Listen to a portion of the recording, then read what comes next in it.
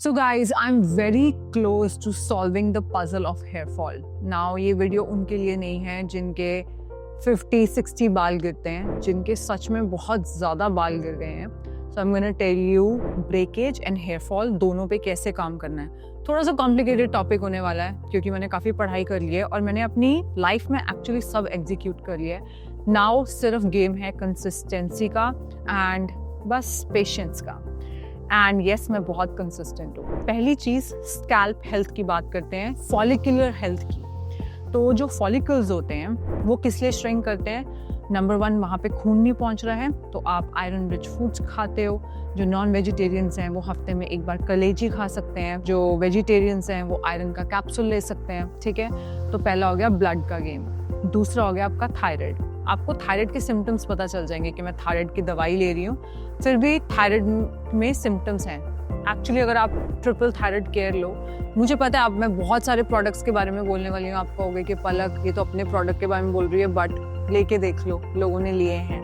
And otherwise अगर आपके thyroid का कोई सिम्टम नहीं है, कोई ज़रूरत नहीं है ट्रिपल थायराइड केयर लेने का, क्योंकि वो थायराइड के सिम्टम्स को मैनेज करता है. सो आपका थायराइड ऑप्टिमाइज होना चाहिए, खून फॉलिकल्स तक पहुँचना चाहिए.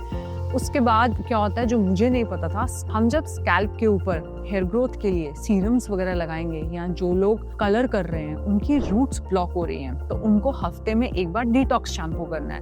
अब आपके पास डिटॉक्स शैम्पू अगर let's say sulphate free, fragrance free नहीं है तो थोड़ी सी शैम्पू में ग्राउंडेड कॉफ़ी, क्योंकि कॉफ़ी ऑयल को एब्जॉर्ब कर लेता है, एंड थोड़ा सा एप्पल साइडर विनेगर. नाउ ये थोड़ा सा ट्रिकी है. अगर डिटॉक्स शैम्पू है क्योंकि उसकी पीएच बैलेंस होती है तो डिटॉक्स शैम्पू हफ्ते में एक बार. नहीं तो लोग डिटॉक्स करने के लिए क्या कर रहे हैं, रूट्स के ऊपर सैलिसिलिक एसिड आता है, स्कैल्प एक्सफोलिएटर, तो वो लगा रहे हैं. आपको अगर इचिंग वगैरह नहीं होती है, सेंसिटिव स्कैल्प नहीं है तो ठीक है.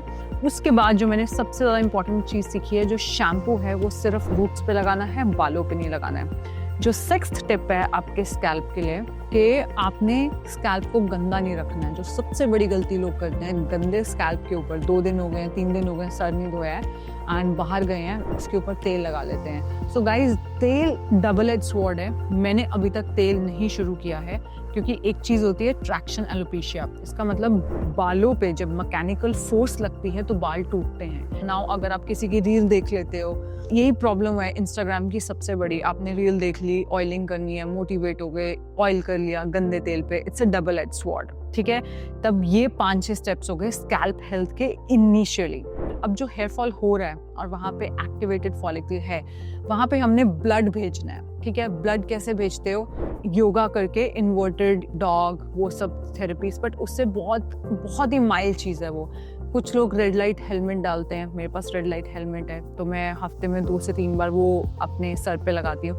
या फिर माइक्रो नीडलिंग, डर्मा रोलर से छोटे छोटे पंचर्स हो जाते हैं, उसके ऊपर आप 2 तरीके के सीरम लगा सकते हो. मैं सीरम भी समझा रही हूँ कौन से हैं मार्केट के अंदर. तो जो पहले तरीके का सीरम है वो है मिनॉक्सिडिल. मिनॉक्सिडिल में कुछ लोगों को साइड इफेक्ट होते हैं तो इसीलिए लोग मिनॉक्सिडिल से पहले एक जेंटलर सीरम लगाना चाहते हैं जो कि एनागिन, रिडेंसिल, प्रोकैपिन, ये 3-4 इंग्रेडिएंट्स हैं. ये बहुत वेल रिसर्च्ड है, सब कंपनियों ने बना रखे हैं एंड इनके ऊपर ये भी स्टडीज़ हैं कि मिनॉक्सिडिल जितना काम करते हैं बट ये उतने effective, I don't know, minoxidil के ऊपर ज़्यादा स्टडीज़ है, बट मिनॉक्सिडिल के साइड इफ़ेक्ट्स भी होते हैं. उसमें सबसे बड़ा साइड इफ़ेक्ट है कि आपने एक बार शुरू कर दिया, पूरी लाइफ लगाना पड़ेगा. नाउ ये जो सीरम्स है ना, ये जब अपना काम करते हैं तो प्रोडक्ट बिल्डअप हो जाता है और इसीलिए आपको हफ्ते में एक बार डिटॉक्स शैम्पू यूज़ करना है. ये होगी पूरी गेम स्कैल्प हेल्थ की. अब ब्रेकेज की बात करते हैं. अब ब्रेकेज के लिए आपने क्या करना है, कंडीशनर भी लगाना है and light weight leave in conditioner भी लगाना है. ठीक है, लीव इन. कुछ लोग लीव इन कंडीशनर बाल कईयों को हैवी कर देते हैं, वो नहीं, आपको बहुत लाइट वेट अगर आप छोड़ सके तो लीव इन कंडीशनर. एंड जब आप ये प्रोडक्ट्स इंटीग्रेट कर रहे हो, आपने मेक श्योर करना है कि इनके अंदर फ्रेगनेंसेस नहीं है. ये नहीं कि मैं आपको 10 प्रोडक्ट्स बता रही हूँ और आपने 10 तरीके की फ्रेगनेंसेस अपनी लाइफ में ऐड कर ली, उससे आपको हार्मोनल इम्बैलेंस ही होगा. ठीक है, अब मैंने जो चीज़ नई शुरू की है, इनफैक्ट मैं वीडियो बना रही हूँ, मैंने परसों से शुरू किया, वो क्या है कि यार मैं रोज़ क्रीम लगाती हूँ मैं बालों पे रोज क्रीम क्यों नहीं लगाती, तो मैं क्या करती हूँ कि मेरी जो पोनी टेल है, ठीक है, उस पोनी टेल के ऊपर पहले मैं एक डिटैंगलर स्प्रे करती हूँ, ठीक है, मैं एक डिटैंगलर स्प्रे करती हूँ, उससे बाल गीला हो जाता है। अब गीला बाल एब्जॉर्प्शन के लिए रेडी हो जाता है, तो उसके ऊपर मैं कोई लीव इन कंडीशनर छोड़ देती हूँ और उसके बाद जूड़ा सा बना लेती हूँ। और आपको पता है जब आप ऐसे जूड़ा टाइप बना लेते हो वो बाल पोनी में इस तरीके से रोल होके आते हैं। ये मैंने रिसेंटली सोफी के साथ भी शुरू किया। मैं सोफी को रोज डिटैंगलर स्प्रे लगाती हूँ और उसके बाद उसको, उसके कर्ली बाल हैं तो I do this crunch technique जो कि परफेक्ट होता है। फिर उसमें से मुझे फ्रेगनेंसेस निकालनी होती हैं, वो मुझे प्रोडक्ट अभी तक मिला नहीं है। पिछले हफ्ते की बात है, मैंने अमेजोन पे देखा कि आप फ्लैक्स सीड यूज़ कर सकते हो, है ना।